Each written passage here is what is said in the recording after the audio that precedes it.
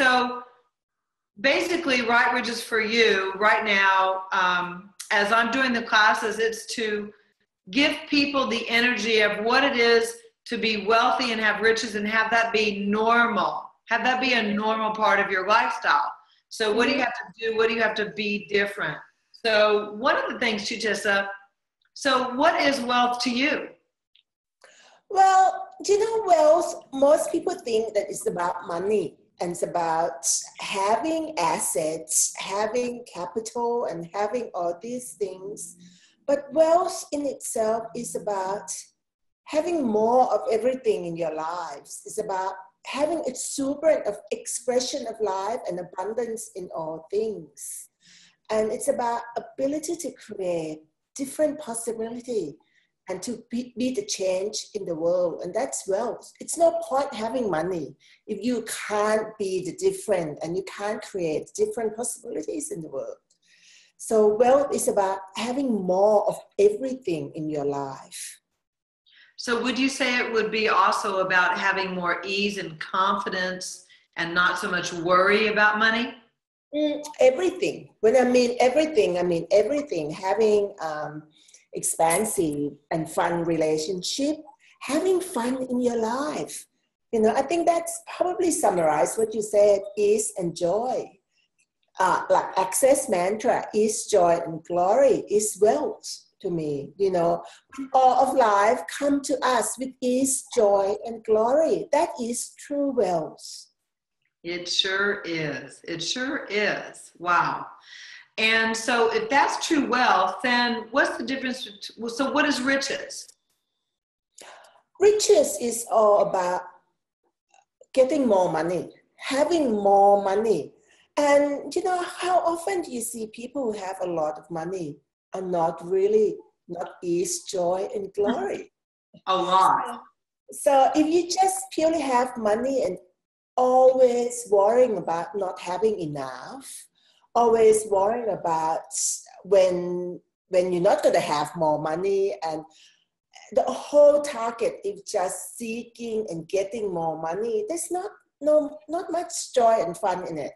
So if you're constantly seeking money and not have joy or fun in your life, and no ease, no joy, and no glory in your life, then that is riches, not wealth. So what does one need to be or do differently to invite more riches, to invite more wealth? Well, do you kind of do them at the same time, or would you do them one at a time, or how would you invite more wealth and riches into your life if you didn't have as much as you'd like? I think first we have to say that money is not a bad thing.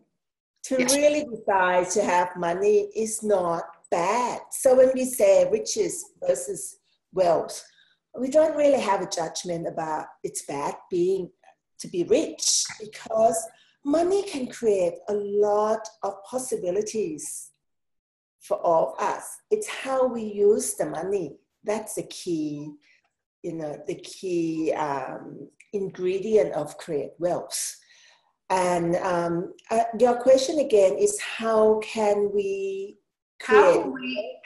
What can we, if we don't have enough riches, what can we be or do different?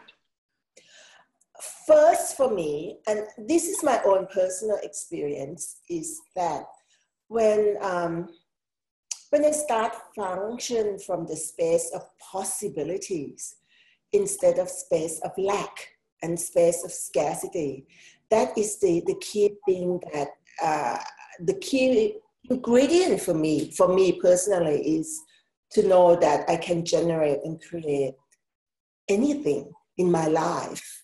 Well, I was going to say, I have to brag about you for a little bit because you wrote this amazing book about prosperity consciousness. And I just love it. And I would love for everybody in the world to be able to read it because it's such a gift. But anyway. And since we wrote that book, and you know that we've been talking about benevolent capitalism and all these sort of things, and since we've been, doing the workshop and working with Gary Douglas regarding benevolent capitalism, I'm beginning more and more to create my life from a space of wealth instead of just, just functioning from create my life for more, to be more, to have more. It's just to be a space of different possibility for me and for everyone concerned. And for me, that is a space of inviting more wealth and more money into our life, because the key ingredient of benevolent capitalism is about how to grow wealth, how to grow capital, because benevolent capitalism is about growing of wealth, right? Yeah. Growing of capital. Yes. So, and it's always create from space of possibilities and space of no lack. So when you tie that into right riches for you, it's very much in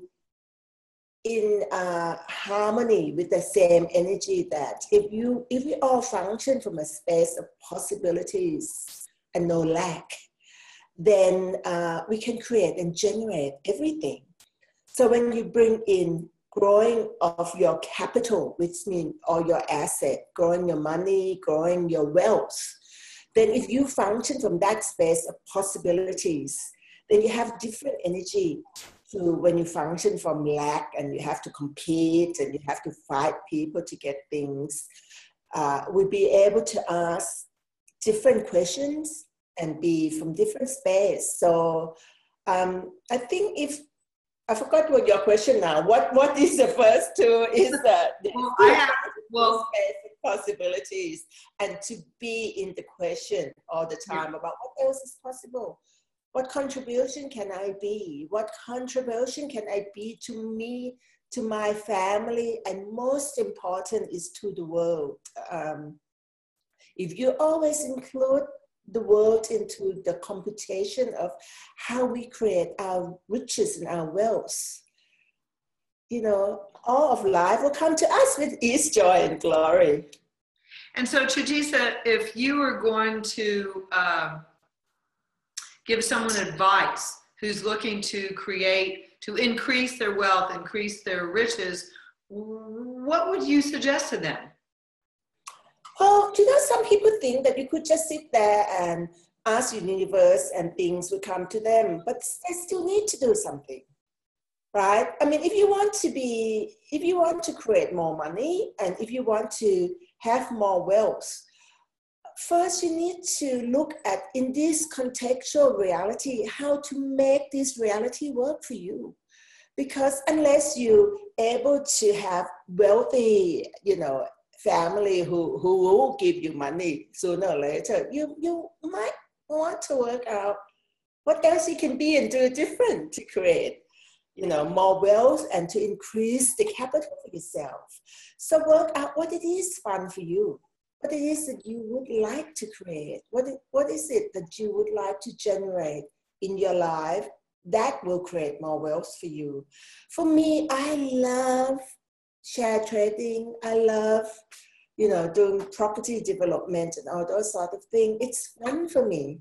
I just love getting up early in the morning because I live in Australia. So for me to actually still tap into the energy of the finance in the world, I have to tap into the New York Stock Exchange and London Stock Exchange and all these. And which means I have to get up pretty early in the morning. Like I have to get up about 4:30 in the morning to still being able to catch, the last few hours in New York. And so that's the thing, is I'm doing it for the enjoyment, not because I need to make money, but because it is fun for me.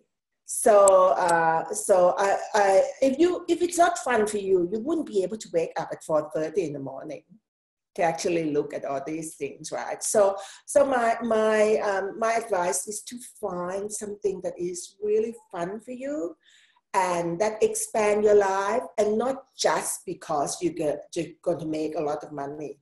Because you know, you can do a lot of things that will make you a lot of money, but if it's not fun, you can't sustain it. Right. So you have to do fun. Mm-hmm. So you also have an e-commerce store, an online store. So tell me a little bit about the choice to create that. How did that come about? And is that fun for you? Well, I actually now have more than one online store. So the online store is working with my daughter to develop the product that we go to hill tribes in northern Thailand. And we saw the way things happening over there, that they're quite poor. They don't have that much money, but they have this capacity to do the wonderful embroideries. They have the talent to create this thing, but they don't have ability to actually go out there and make money with their talent and abilities. So Sheridan, my daughter, and I, we actually went to northern Thailand, look at what they create and work with them and buy things from them, from the hill tribes people, and we create like more fashionable bags and garments and things, so we can take their talent and ability and promote it out there into the big wide world. So at the same time, we can actually help them make money. So we make money ourselves, and so we're doing well for other people. So come back to Benevolent again, is wishing well for all. So everything we do, we always go back to the base, is this benevolent? Is this wishing well for all? If we're just doing it purely to make money for ourselves and not looking at how it is generating and creating for all these hill tribes people, then it's not benevolent. So in that business itself, we have to come from the space, we create more for everyone concerned. And if not, we don't choose to do it. And in recent time, we did, well, last year, 18 months ago, we did the workshop with Gary Douglas called Benevolent Capitalism. Was it that long ago? That long yeah. ago? It was 18 months ago?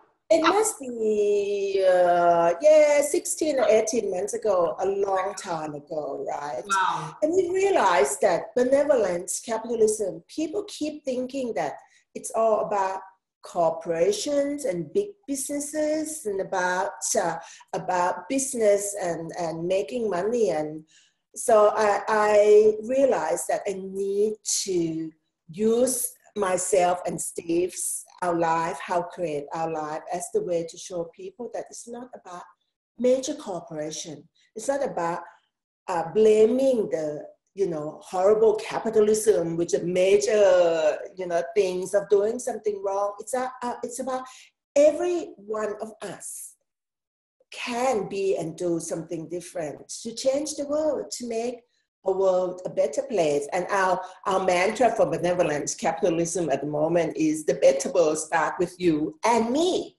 So it's not about the corporation, it's about you and me. And we can change everything if we start with ourselves. So I created a new website as well for benevolent capitalism. And I just write blog because I just like to write blog and talking about how Steve and I working with Gary to bring benevolent capitalism way of being into our lives. So it's a big thing, project that I'm working on at the moment, doing the blog about how we actually live and function from a space of benevolent capitalism, and it is truly possible for all of us to be that. And I'm going to mention something else that I know about you. Well, you also are interested in antique jewelry. Oh, yes. And just for me and just for fun. And I would tell everyone if they ask. Well, and you have pieces, as do I, that travel with the Guild, and we buy and we sell. So tell me a little bit about why you chose to do that.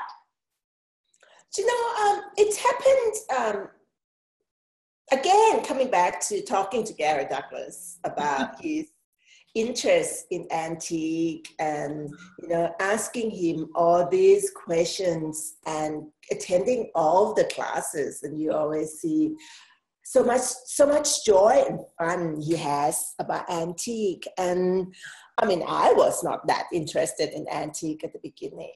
To me, I liked jewelry, but it wasn't the antique. But listening to him talking about the vintage and the antique and the things that it cannot be reproduced like that again. Right. It's the talent and ability of those people had in those periods of time is so amazing.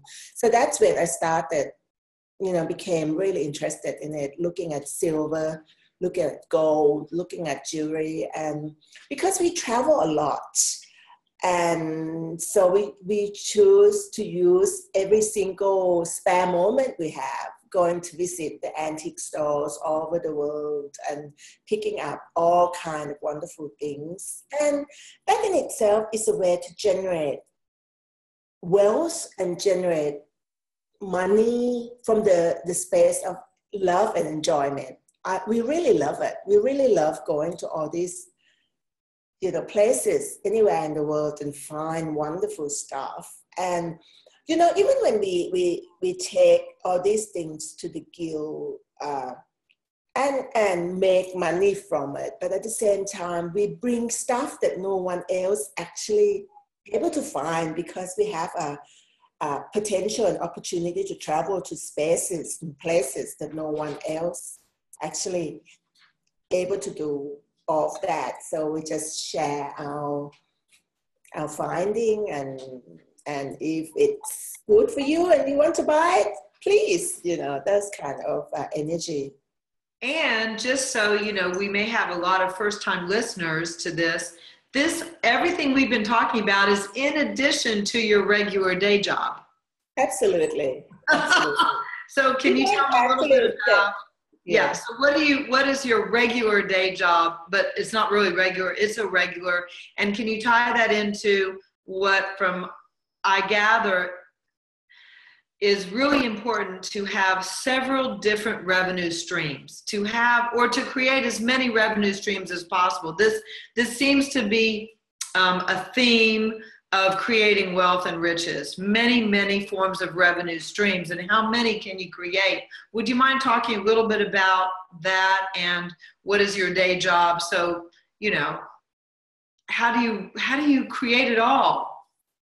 How do you do it? People looking at, there's a big trend right now. Even if you Google it, or if you talk to anyone, people are always talking about multiple stream of income. And for me, it's more like a multiple stream of possibilities. I don't want the income as such, because even the moment I chose to function from the space of benevolent capitalism philosophy of being, I always look at everything from a space of possibilities. So I would talk about multiple stream of possibilities. I love that. And it's not about, how much money it's going to create at the end. It's about how much possibilities am I creating with what I am choosing to do. So we have, how many businesses have we got? We do have conscious governance, where we travel the world talking to the board, the CEO, advising majority of nonprofit, but now we are expanding into like entrepreneur and other group of CEO and the board, to create different possibilities in their business, in their life, because a lot of our clients in conscious governance are baby boomers as well. So now we start talking about different possibility in their life, because soon a lot of these people are going to retire, and they now start asking, what else? What next? So we sort of expand that into facilitate and inspire and invite people to ask what else is possible. So the second business is in the Lux project with my daughter. So that's the second stream of possibilities. So that's the one that when we travel to Northern Thailand to buy the fabric and to create the product. And that in itself creates so much more than just making money for Sheridan and I, but it's connected the two of us. You know, we're having so much fun together, to the two of us, traveling the world, working together. And I mean, let's face it, it's always have fun and also challenge. So it's develop and expand both of us at the same time by working together like mother and daughter. So that's one thing that we want to inspire people to know, that, you know, people can work with their daughter and with their mother, and it's possible. It's not always easy and thing, but it is possible if you choose. And the third business, the third stream of possibility is the jewelry business, that the antique business that we do with Antique Guild in Brisbane, Australia.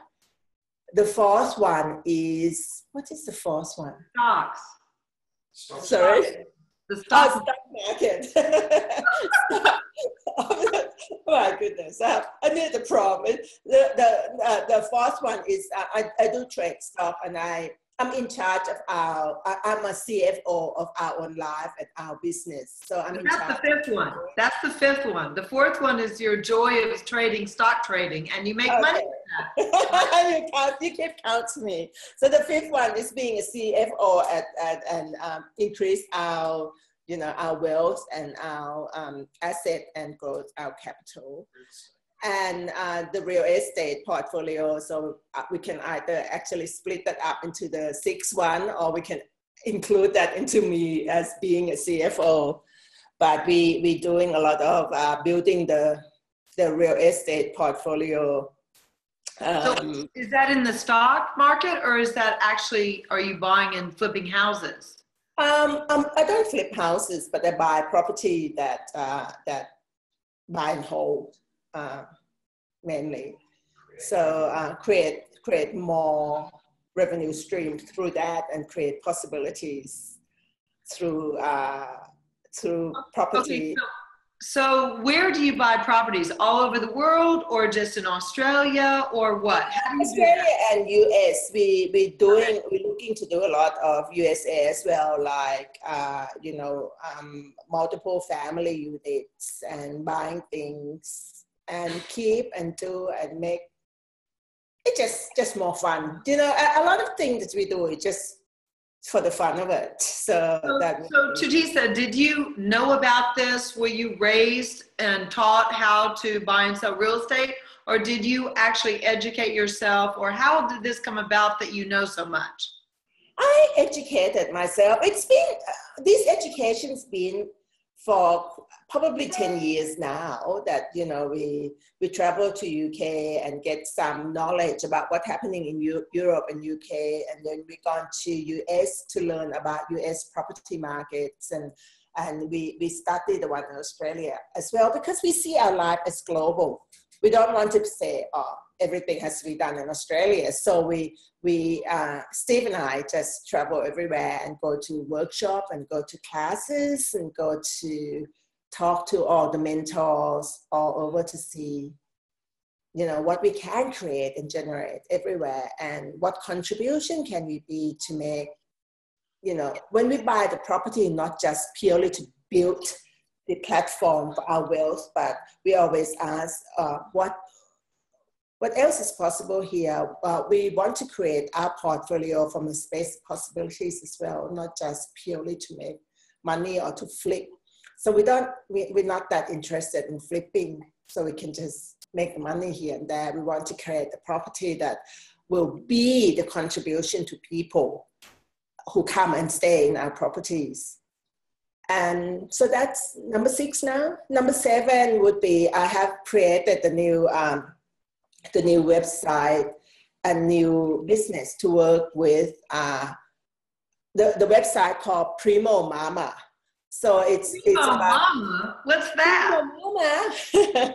It's about that motherhood plus entrepreneurship is equal to primo mama, because there's a lot of women now that realize that they don't want to go back to work in, working for someone when they become a mother. And a lot of women think that, oh, unless I go and work for someone, I can't make money. And by talking to a lot of women and by just working, as a mother all the time, as an entrepreneur, I wanted to create a space for women to know that they can actually have a business. And the website is just create inspirational tools and questions and stories just to inspire women that it is truly possible, and it's not difficult, but it's a choice they have to make to do that. So that's a new website that we have just created for motherhood and entrepreneurship. And then also I'm working with the a website called Be Fractures. This is for the women over 50.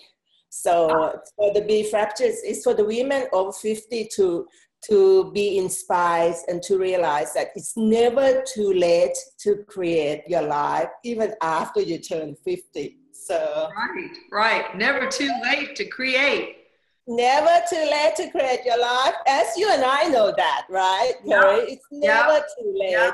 And how often some women think, oh, I'm over 50 and what else can I do and things. I just want all the women in the world, over 50 or under 50, to realize that it's never too late to create your life, to have wealth, to have joy, to have ease, joy, and glory in your life if you choose. And, we love men, but at the same time, we have to be responsible for our own life. And that's the message about Be Fractures, that it's never too late to be responsible to create your own life and your own reality. So Primo Mama and Be Fractures is very, very much interconnected, but one is more focused on over 50 women. The other one is focused on the women who want to become an entrepreneur. Right. Well, I want to ask you, and if you don't want to talk about this, it's fine, but I was going to ask you if you would back up in time just a little bit and you could recall before you had these tools, before you had the 7 businesses, before you met Gary Douglas, did you ever struggle in your life for money? Did you ever struggle in your marriage? Was there a point in time that you just really didn't know that you had these possibilities? And how did you get from where a lot of women and men are to where you are today? What would you say was, 3 of the most important steps or tips that got you from worry to scurrying around, having fun, and enjoying ease, joy, and glory? What got you out of worry? Do you know, when we before I had Chardon's, which is many moons ago, Chardon's now 30. Oh, wow. To say it out loud into the internet, but yes, she's now. So when I was 20 something, Steve and I chose to go to US to do to study master degree over there. So we got scholarship, tiny, weeny little scholarship that's supposed to last us 2 years. Oh my! And we were pretty struggling that time. We had to leave our work, our job, to go and study. So we went to Washington D.C., Arlington, Virginia, to go and do the master in something. I won't go into it. I end up, Steve came back with 2 master degree, and I came back with another degree. But the funny thing is, while we were there, we were so poor that it wasn't even funny at that time, but it's funny now to think about it, that because we only had a very little scholarship, we had to be able to work out what can we do to actually feed ourselves for the 2 years that we there. I just going to turn my... That's fine. Sorry about that. If you don't mind. Always when I, you know.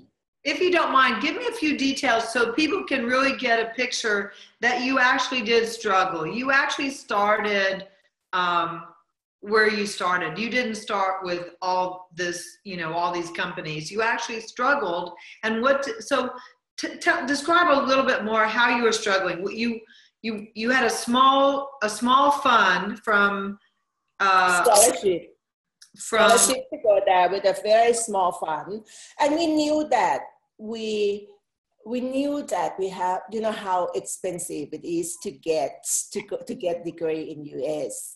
And the two of us doing degrees, and and when Steve was there, he got offered to do the second one at the same time. So can you imagine how costly that was? So we began. And you had to live somewhere. You had to find a place to live. Absolutely, and the place not that cheap in US, even though it's 30 odd years ago, and Still. To eat. So we had money that would last us very little. So at the beginning, we used to budget how much we can actually buy food, and thank goodness during those times you can actually buy TV dinner, which is cost $1 for a TV. Right. That's right. I don't know whether, I think someone said it's more than $1 now, but during those times you can get this TV dinner in the tray that you can get, you know, roast with the gravy, with the peas. And you even get a little tiny weeny little brownie to go with it. You can eat the whole thing for $1. Okay, so Steve and I did that at the beginning. And I thought, well, you know, something needs to change here. You know, what can I do? So I think that the blessing is innately and function from being the question anyway. You know, I think that's part of my space of my being. So when I met Gary, when he said about functioning being in the question, it was just attracted me into him immediately, because I knew deep down that that's a space that I love to function on, being in the question. So during that time, even though I was not meeting Gary Douglas yet, but I was still also being in the question. So I was just asking, so what talent and ability I have here that I could actually use to actually help us make some more money. So my background is in design, in fashion, and in all of, you know, creations. So I started making knitwear to show people. So I created jumpers with Australiana's things on it during those times, because, you know, people knew about Australia then, but they think that it's at the end of the earth. And so they said, oh, Australia, that's wonderful. What is it? Where is it? So far away. So I created this amazing fashion and jumpers with Australian flowers. And so when you say jumpers, because that's a very British Australian term. So what would you call shirts, sweaters? Yeah, sweaters and dresses and all this, but with the theme of Australianas. And so how did you buy the fabric? How did you get all that together? Where did you come up with the money? How did you even get the fabric? How did you get, you know, how did you do that in America? I created the fabric myself. We were in Washington, D.C., and I think I went on to Craigslist or something to look for a knitting machine that I can knit the thing. And we went on the train for the whole day to buy this knitting machine at really cheap price to bring it home. I got some knitting yarn, and then I came home and started knitting all these different jumpers with you know, things. And we thought, well, how can we get this out to people? How can we sell it? How can we, generate some income so will allow us to survive the next 2 years? So we thought, okay, we'll just get the ticket. So I made about 15 outfits. And Steve and I said, well, let's try New York. Let's go to New York and see whether we can sell these. So naive. So we didn't know. I think we have so much courage, and from the lack of not knowing what you can't do. So we caught the train with these garments from DC to New York, and we got to New York. We went to 7th Avenue.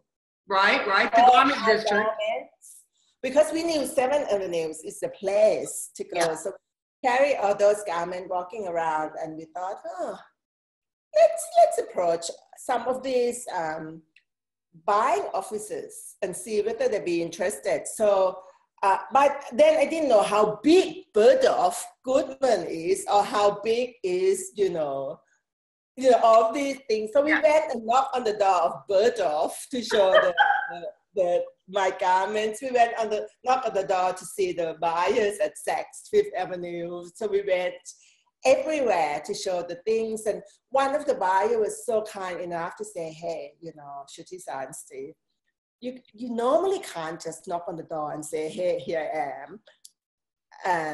And I got all these. I think because we Australian, we different, and we create like curiosity for people. Right. To say, these crazy people came with the garment and want to see me with no appointment. They must have a lot of courage and craziness. Let's see them. So we got in to see all these buyers from all the major shop that we didn't realize that you can't actually go in if you don't have appointment, and half the time they don't see you anyway. So we did that anyway. One of the buyers said, I think you really do need an agent. I think you have good products and you could do something with it, but you need an agent. Without an agent, you're not going to be able to get through all these things. So anyway, they pick up the phone, call this agent guy that say, hey, we have, this weird Aussie that have good products. Would you like to represent them? So this buyer organized the whole meeting for us to go and meet this agent who took us on immediately and started to show my garments at Dallas apparel show. Would you believe? I didn't even know how big that was. I said, oh, wonderful. And then he said, and we're going to have a Dallas apparel show, and we want to show your range there. So they did, and we were doing really well. I was busy. I was working like 20 hours knitting all these things because we had the order, and that's how we survived for 2 years in US. Wow. That's amazing. That's amazing. That is so full of determination, courage, gutsy, ballsy, and with just a little tab with a little taster of like, why not? Why not? Yeah, nothing to lose. Why not? You just get kicked out of the buying office. Why not? But we know no one kicked us out. No one actually said no. Everyone that we actually went up to and said, we will have something to show, and they all said yes to see. So when you think about it, make you know that most people are pretty kind, and willing to actually support and contribute to you if you come from the space of possibility and from the space of the being a contribution for a better world, and not just purely to trying to make money and to take. Right. So I think in general, people are really, really willing to support. Wow. Wow. I I am touched, and I am so grateful that you were willing to share this information. It's truly inspirational and touching and encouraging and inspiring. I mean, if you can do it, other people can do it too. Absolutely. Yeah, absolutely. It's possible for anyone, but the fact is, you know, it's not even the cliche of saying that never take no for the answer or anything. It's just it's a knowing that it's possible. You know, the knowing that everything's possible and there's no lack if you choose, and to know what you can do, what are you good at, what would make it fun for you, you know, like. And this funny thing is, we did that thing before Sheridan was born, right? So we had tons of pictures. And since we came back to Australia 30 years ago, I just put all the pictures away and never really think much about it, because I got big job working for the corporation when we came back and all these sort of things. Became a buyer, traveled the world. So it's just funny, isn't it? You know, and so anyway, so the other day we were just going through my filing system and everything, and show all these pictures to Sheridan, and she hasn't seen. She said, "Oh my God, Mom, I love them. I want them." Oh my gosh! Oh my gosh! You have pictures of those first outfits and jumpers. I so want to see them. Yeah, okay. Well, next time I'll show them to you. Okay, absolutely. I want to see those. That's amazing. Wow, that's amazing. I'm so grateful for you, Chutisa. Thank you so much. Thank you for sharing your story, and wow,